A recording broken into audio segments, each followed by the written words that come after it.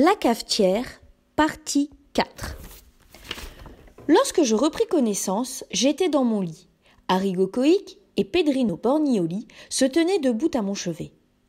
Aussitôt que j'eus ouvert les yeux, Arrigo s'écria « Ah, ce n'est pas dommage, voilà bientôt 1 heure que je te frotte les tempes d'eau de Cologne. Que diable as-tu fait cette nuit ?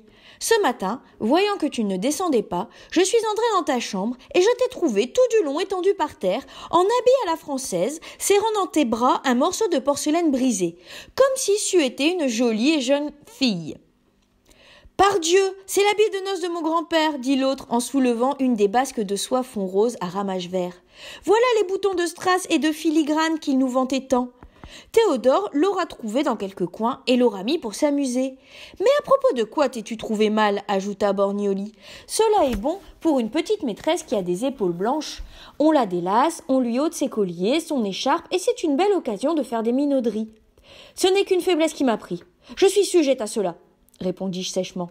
Je me levai, je me dépouillai de mon ridicule accoutrement. Et puis l'on déjeuna. Mes 3 camarades mangèrent beaucoup et burent encore plus. Moi, je ne mangeais presque pas.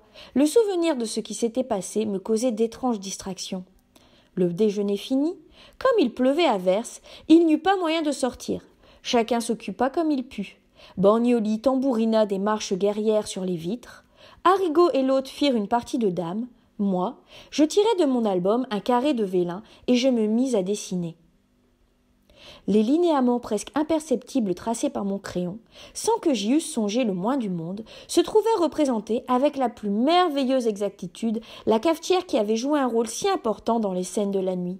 « C'est étonnant, comme cette tête ressemble à ma sœur Angela, dit l'hôte, qui, ayant terminé sa partie, me regardait travailler par-dessus mon épaule.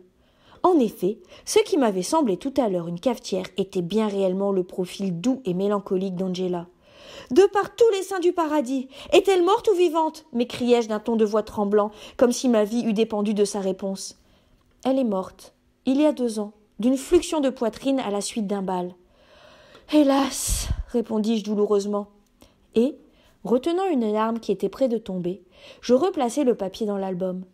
Je venais de comprendre qu'il n'y avait plus pour moi de bonheur sur la terre.